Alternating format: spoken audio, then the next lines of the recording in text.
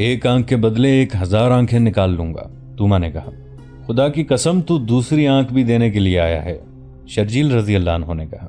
दोनों आमने सामने आ गए और दोनों घोड़े से उतर आए। दोनों के हाथों में तलवारें और ढालें थीं और दोनों तेगजनी के माहिर थे। शर्जील रजी अल्लाह अन्हु को तवक्को थी कि तूमा की एक ही आंख है और उसकी दूसरी आंख जख्मी है, इसलिए वो लड़ नहीं सकेगा, लेकिन वो पूरी महारत से लड़ रहा था। शर्जील रजी अल्लाह अन्हु को तो ये मालूम ही नहीं था कि तीर अभी तक तूमा की आंख में है। शर्जील रजी अल्लाह अन्हु का हर वार तूमा बचाता जा रहा था और तूमा का हर वार शर्जील रजी अल्लाह अन्हु बचा रहे थे। शर्जील ने एक वार बड़ा ही जोरदार किया। उनकी तलवार पहले तूमा के आहनी खुद पर लगी और वहां से फिसलकर कंधे पर जा लगी जहां आहनी ज़रा थी। इतना जोरदार वार लोहे पर पड़ा तो तलवार टूट गई। तूमा ने ललकार कर वार किया जो शर्जील ने ढाल पर लिया। अब वो तलवार के बगैर थे, वार सिर्फ रोक सकते थे। तूमा बढ़ बढ़ कर वार कर रहा था। शर्जील रजी अल्लाह अन्हु के दो मुजाहिदों ने देख लिया कि शर्जील रजी अल्लाह अन्हु तलवार के बगैर खतरे में है, तो वो शर्जील और तोमा के दरमियान में आ गए। शर्जील ने इधर उधर देखा, वो किसी की तलवार ढूंढ रहे थे। कुछ दूर उन्हें अपने एक शहीद मुजाहिद की लाश के करीब उसकी तलवार पड़ी नजर आई। उन्होंने दौड़कर तलवार उठा ली और वापस आए, लेकिन तोमा वहां नहीं था। शर्जील रजी अल्लाह अन्हु ने अपने दोनों मुजाहिदों से पूछा कि रूमी सालार कहाँ है। उन्होंने बताया कि वो पीछे हटते हटते लड़ाई के हंगामे में गुम हो गया है। उन्होंने उसे घोड़े पर सवार होते देखा था। शर्जील रजी अल्लाह अन्हु के आसाब पर बड़ा तकलीफ दे दबाव था। उन्हें पूरी तरह यकीन नहीं था कि वो रूमियों को शिकस्त दे सकेंगे। लड़ने में शर्जील रजी अल्लाह अन्हु और उनके दस्ते ने कोई कसर नहीं छोड़ी थी। उन्होंने चंद 100 सवारों को अलग करके पहलू से रूमियों पर एक जोरदार हल्ला बोला।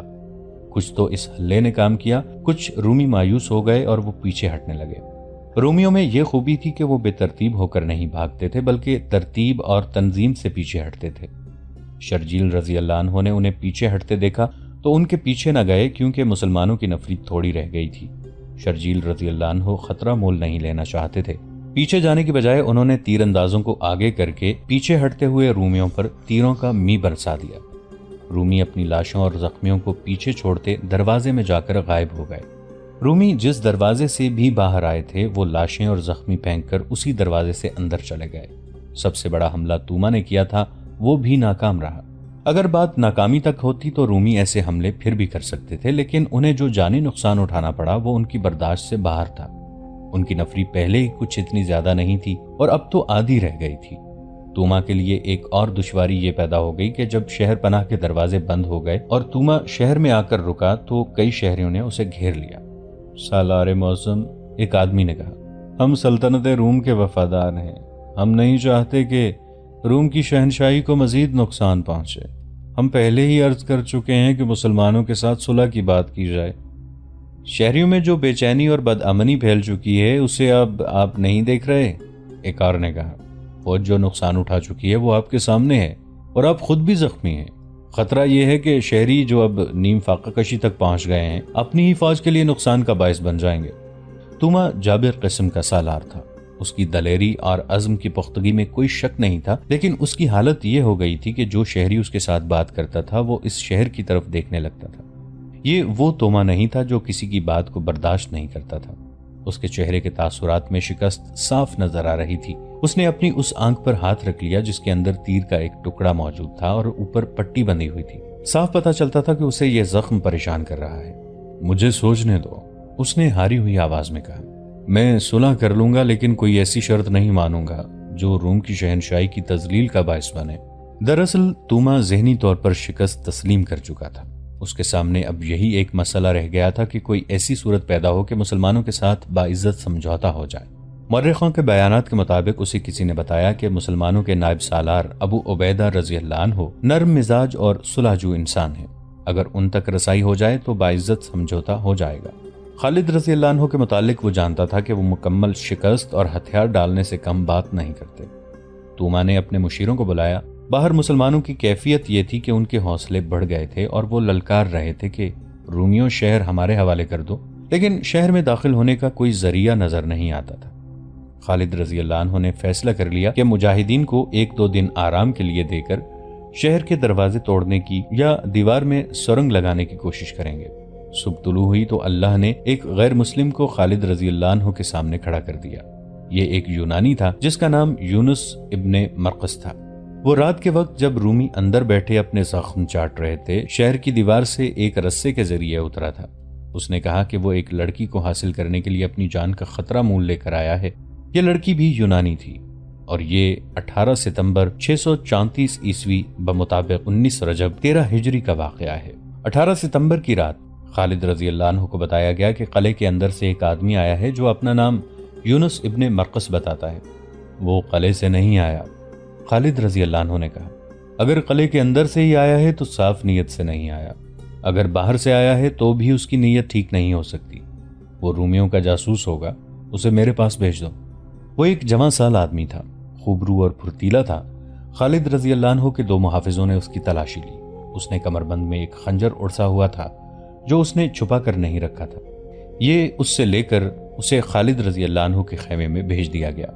خالد رضی اللہ عنہ نے اسے سر سے پاؤں تک دیکھا، پھر اس پر نظریں جما دی۔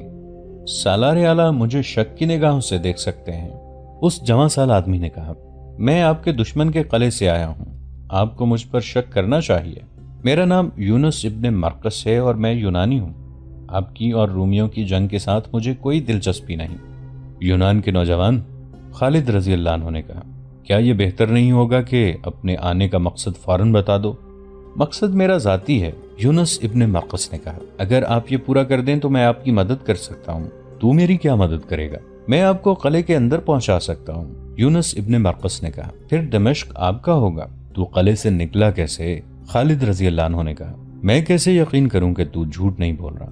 میں باب الشرق کے قریب فصیل سے رسہ لٹکا کر اترا ہوں، یونس ابن مرقس نے کہا۔ میرے آنے کا مقصد بھی سن لیں سالار اعلیٰ۔ دمشق میں یونانیوں کے 3-4 خاندان آباد ہیں، ایک یونانی لڑکی کے ساتھ میری محبت ہے۔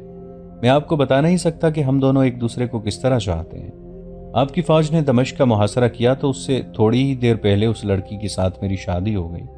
اتنے میں شہر میں شور اٹھا کہ مسلمانوں نے شہر کا محاصرہ کر لیا ہے۔ لڑکی کے والدین نے لڑکی کو میرے حوالے کرنے سے انکار کر دیا، کہتے ہیں کہ محاصرہ ٹوٹ جانے کے بعد لڑکی کو میرے حوالے کریں گے۔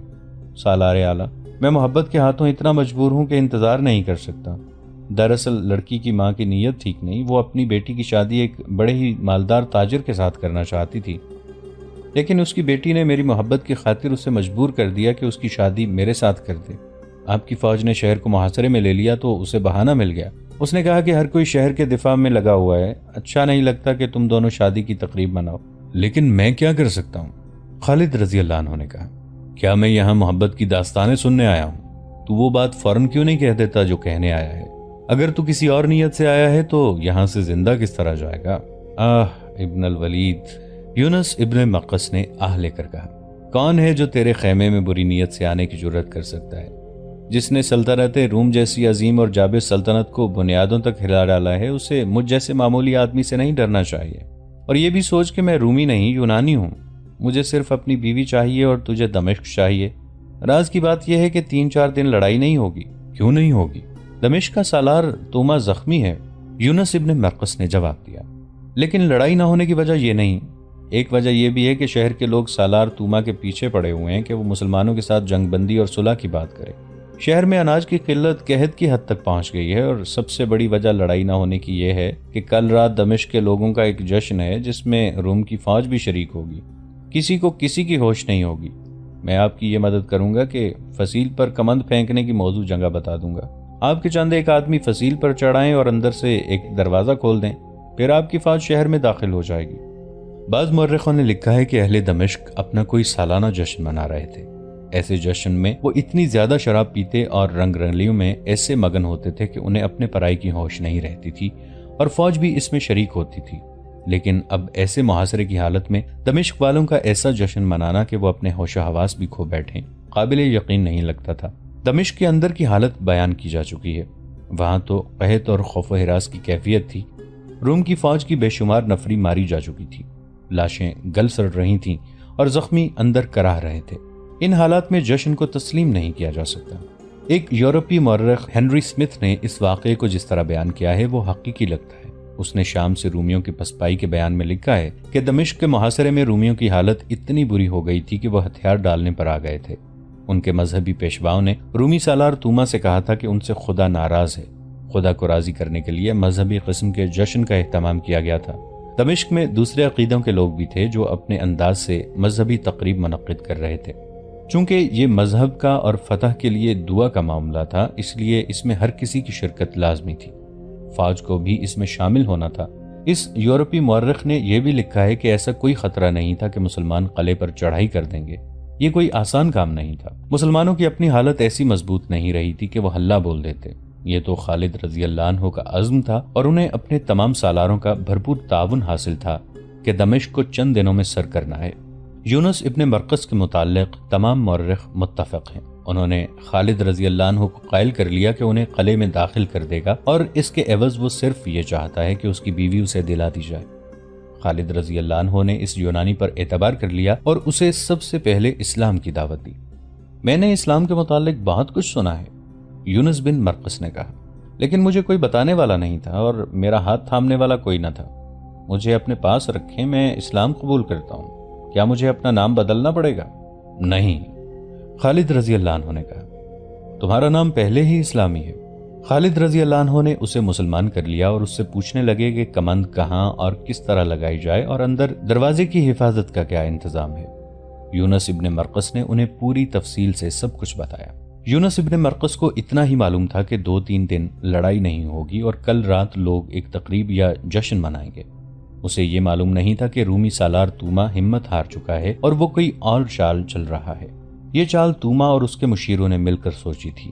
جس طرح مسلمانوں کے پاس اسی علاقے کے جاسوس موجود تھے، اسی طرح رومیوں کے پاس ایسے جاسوس موجود تھے جو خالد رضی اللہ عنہ اور ان کے تمام سالاروں کے کردار اور عادات کے متعلق پوری واقفیت رکھتے تھے۔ یہ عرب کے عیسائی تھے اور مکہ، مدینہ اور انہی علاقوں کے رہنے والے یہودی بھی تھے۔ یہ سب صرف جاسوس ہی نہیں تھے بلکہ ان میں سے 2-4 توما کے مشیر بھی بنے ہوئے تھے۔ توما نے باہر نکل کر مسلمانوں پر حملے کیے تھے، پورا زور لگا دیا تھا، مگر سوائے جانی نقصان کے اسے کچھ بھی حاصل نہیں ہوا تھا۔ شہریوں نے اسے الگ پریشان کر رکھا تھا۔ شہر میں خوراک ختم تھی اور اس کی اپنی حالت یہ تھی کہ ایک تیر کا اگلا حصہ اس کی آنکھ میں اترا ہوا تھا اور اوپر پٹی بندھی ہوئی تھی۔ پھر بھی میں شہر کو تباہی اور لوٹ مار سے اور لوگوں کو قتل عام سے بچانا چاہتا ہوں۔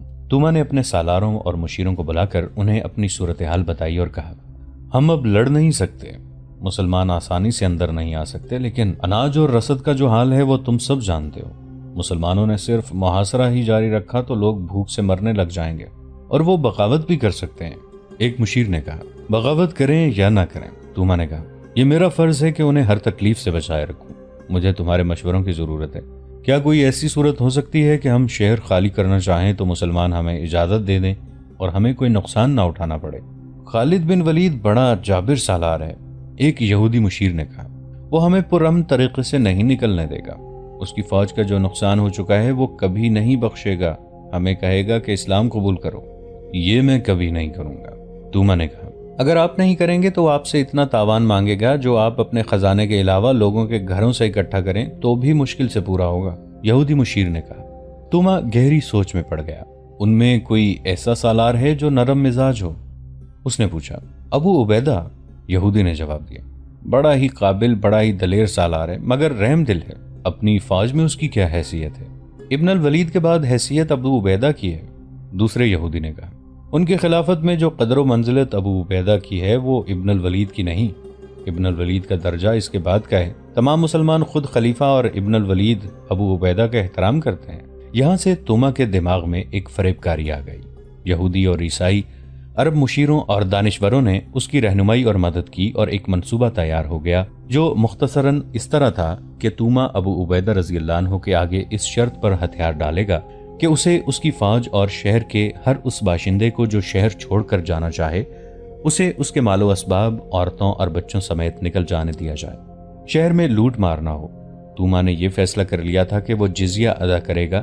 یہ بھی طے پایا کہ خالد رضی اللہ عنہ کو قبل از وقت پتہ نہ چلے۔ یہ منصوبہ اس بنیاد پر بنایا گیا تھا کہ ابو عبیدہ رضی اللہ عنہ شہر کے اس دروازے یعنی باب جابیہ کے سامنے اپنے دستوں کے ساتھ تھے جو اس دروازے یعنی باب شرق کے بالمقابل تھا۔ دونوں دروازوں کے درمیان پورا شہر حائل تھا اور فاصلہ 1 میل سے کچھ زیادہ تھا۔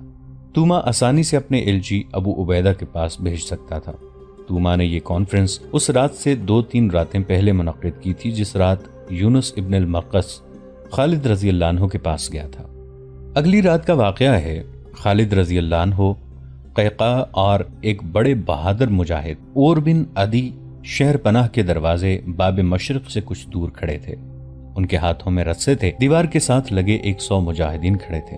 یہ سارے لشکر میں سے چنے ہوئے نڈر اور ذہین مجاہدین تھے۔ یونس ابن مرقس خالد رضی اللہ عنہ کے ساتھ تھا۔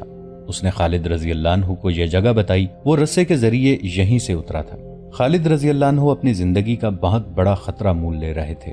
وہ سپہ سالار تھے، انہیں اوپر نہیں جانا چاہیے تھا۔ پکڑے جانے کا امکان تھا، مارے جانے کا خطرہ تھا، لیکن اس خطرے میں وہ کسی اور کو نہیں ڈالنا چاہتے تھے۔ انہیں اعتماد تھا کہ ان کے نہ ہونے سے مجاہدین میں بددلی نہیں پھیلے گی اور ابو عبیدہ رضی اللہ عنہ ان کی جگہ لے لیں گے۔ یہ فیصلہ پہلے ہی ہو چکا تھا کہ خالد رضی اللہ عنہ کی غیر حاضری میں سالار اعلیٰ ابو عبیدہ رضی اللہ عنہ ہوں گے۔ خالد رضی اللہ عنہ نے اپنے ہاتھ سے کمند اوپر پھینکی۔ دیوار کی بلندی 13-14 گز تھی۔ کمند دیوار کے اوپر اٹک گئی۔ انہوں نے کچھ دیر انتظار کیا۔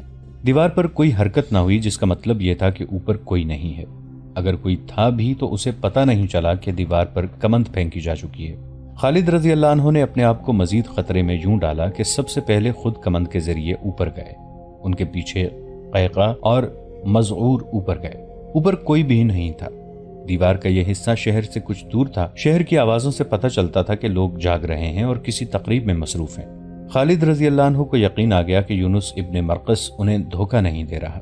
انہوں نے دیوار یعنی شہر کی فصیل کے ساتھ وہ 3-4 رسے باندھ کر نیچے لٹکا دیے جو اسی مقصد کے لیے ساتھ لے گئے تھے۔ ان کے 100 مجاہدین میں سے 50 ان رسیوں سے اوپر چلے گئے۔ یونس ابن مرقس بھی ان کے ساتھ گیا۔ وہ خالد رضی اللہ عنہ کا گائیڈ تھا۔ خالد رضی اللہ عنہ نے ان جانبازوں سے کچھ کو اس کام کے لیے دیوار پر بٹھا دیا کہ رومی فوج کے آدمی اگر اوپر آ جائیں تو انہیں ختم کر دیں، لیکن خاموشی سے، تاکہ شہر میں کسی کو پتہ نہ چلے۔ ہر کام خاموشی سے کرنا تھا۔ خالد رضی اللہ عنہ نے قیقا اور مزعور کو اپنے ساتھ رکھا اور 50 جانبازوں سے باقی کو اپنے ساتھ فصیل سے اتار کر لے گئے۔ جو ہی دیوار سے اترے انہیں کسی کی باتیں سنائی دیں۔ رومی سپاہی۔ یونس ابن مرقس نے خالد رضی اللہ عنہ کے کان میں سرگوشی کی۔ میں ان کی زبان سمجھتا ہوں، انہیں ان کی زبان میں روب سے کہو کہ جلدی چلو۔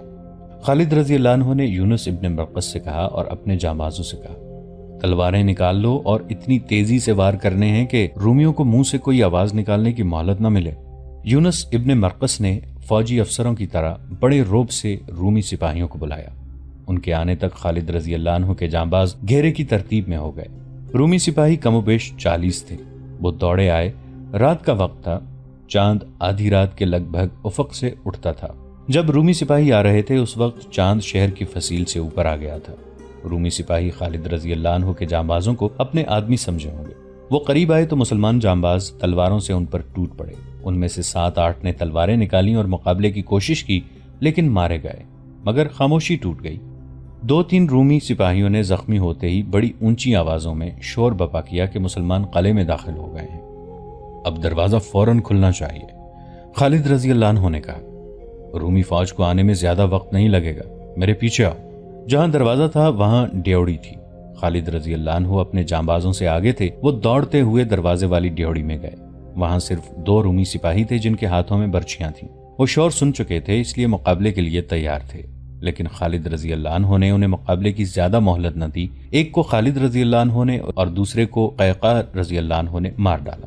دروازہ کھولو، خالد رضی اللہ عنہ نے حکم دیا، اور زیادہ آدمی باہر تیار رہو، رومی آ رہے ہیں۔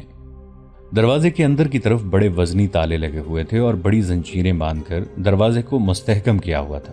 بڑی مشکل سے تالے توڑے گئے اور زنجیریں بھی اتار دی گئیں۔ خالد رضی اللہ عنہ دروازہ کھول کر باہر نکلے۔ ان کے باقی 50 جانباز باہر کھڑے تھے۔ دوستو، آج کے لیے اتنا ہی۔ اسی کہانی کی اگلی قسط کے ساتھ بہت جلد حاضر ہوں گے۔ نیچے کامنٹ سیکشن میں اپنی رائے کا اظہار ضرور کیجیے گا۔